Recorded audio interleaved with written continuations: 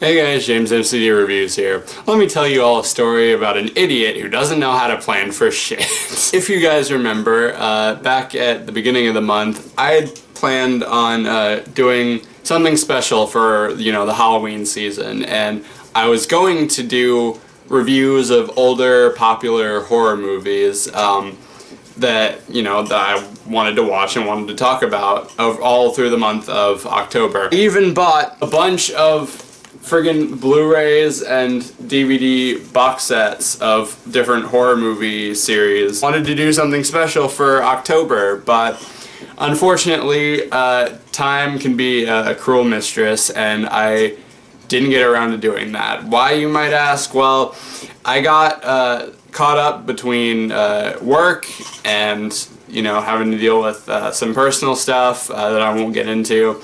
And I also got caught up in working on a project for school that you will hopefully be seeing on my main channel on Wednesday. I never got around to it. I never got a chance to watch all of these movies and do reviews on them, which kind of sucks because I was really looking forward to watching these. And I mean, I might still do videos on them eventually. Like I got Nightmare on Elm Street. I got Alien, I got, well, okay, this one I'll probably do at some point soon. So, yeah, I didn't get around to doing any of those, but I felt bad for not doing any of those, and I still wanted to do something special for October and for Halloween. And there was one horror series that I actually have been binging and watching in between all this other stuff that I've been working on, and that is probably one of the most famous and strangest horror series of all time, Halloween. I think it's fair to say that the Halloween series is a very interesting horror series. Not only is it responsible for a lot of horror tropes that we're used to, but over time it made some pretty interesting choices, to say the least. And I thought those choices were so interesting that I wanted to talk about them. Now I know that the sequels are not canon anymore because of the new one, which I haven't seen at the time of recording this, but I will, and I'll give you my thoughts on those in a separate video. But, I figured since I've got them and I have watched them, I figured I might as well talk about them. So, I'm just gonna go over all the movies in order. This will probably have to be split up into 2 videos, because, I don't know, but I'm just going to go over them, tell you the ones I liked, tell you the ones I hated, what I liked about them, what I hated about them, and yeah, that's about it. So, here we go. So the original Halloween by John Carpenter, I don't really feel like I need to say much. It's a classic for a reason. It's so good. It's suspenseful. It's a really, slow burn on purpose. It works really well. It's eerie. It's got a great soundtrack, some excellent cinematography. It launched Jamie Lee Curtis's career. It gave us an iconic horror villain in Michael Myers. Donald Pleasance as Dr. Loomis gave a great performance.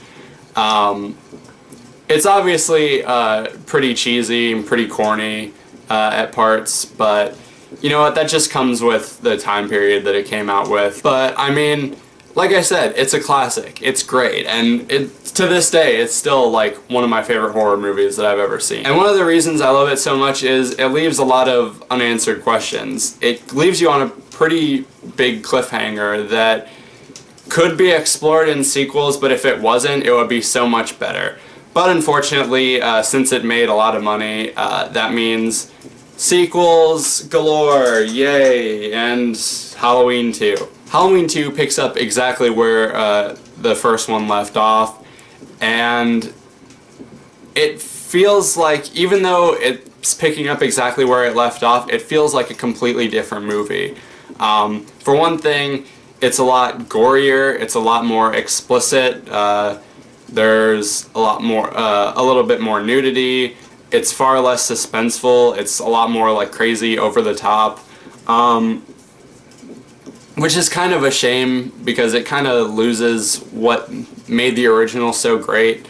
Plus, it committed the biggest crime any movie could do, It fucking killed Ben Tramer. Sorry, I love the Cinema Snob, and that's one of my favorite running jokes on his show, so go check him out if you haven't. I mean, other than those things, the movie is fine. It's a pretty decent sequel. I wouldn't go out of my way to watch it again, and it's definitely not as good as the first, but considering some of the other sequels we've got coming up, it could be so much worse. Halloween 3, Season of the Witch, takes the series in a completely different direction by doing something different. In this movie, it's about an evil toy maker that tries to use some sort of technology, magic, whatever, to kill a bunch of kids using booby-trapped masks and a criminally catchy theme song.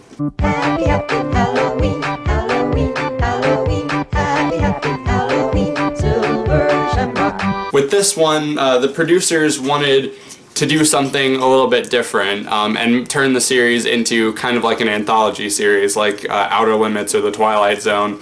And with that in context and having the story be separated from the whole Michael Myers thing, I think it actually works. It's a pretty good story. It plays off of the whole consumeristic aspect of the holidays and how that can be the real evil.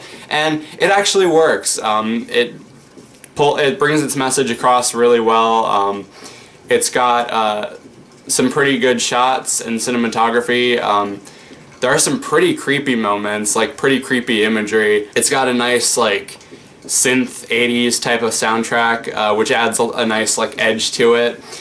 Obviously, there are a lot of things about the story that don't really make a whole lot of sense. Like one of the major plot points is that this group of, I guess, witches have stolen a piece of Stonehenge, and that's what they're using to power the machine, but they're not going to go into detail about how they got it to their laboratory. But, you know, like, if you go into this movie looking for logic, you're going to hate it. But to my surprise, I actually really enjoyed it. I don't think it's as good as the first, but I don't really think you are supposed to compare this to the first. It's its own thing, it's in its own separate world. They're even watching the original Halloween on TV as kind of an Easter egg.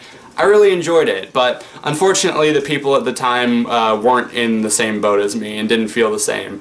See, when people saw it, they were confused at why Michael Myers wasn't in it, and they decided that they didn't want to see something different. They just wanted to see the same thing over and over and over and over and over and over and over and over and over and over. The movie bombed, and as a result, Halloween 4: Return of Michael Myers came out 6 years later.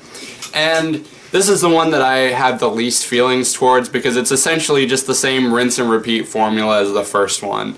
Michael Myers escapes from his institution and goes after his niece, Jamie Lloyd, and kills and nudity and characters that you don't give a shit about. It does give you a really interesting cliffhanger at the end where it shows that the Jamie girl killing her mom, implying that she is going to be the new killer from now on, which I was kind of interested in. I kind of wanted to see what they'd go with that, but fucking throw that out the window. Yes, in literally the next film, Halloween 5: Revenge of Michael Myers, they do absolutely nothing with Jamie being the new killer. Now she has gone mute, and she is not talking, and now it's revealed that she shares some kind of psychic link with Michael, and it's just really weird. This one, I'll admit, I wasn't really liking when at first, during the first, like, half of it. It was honestly just boring.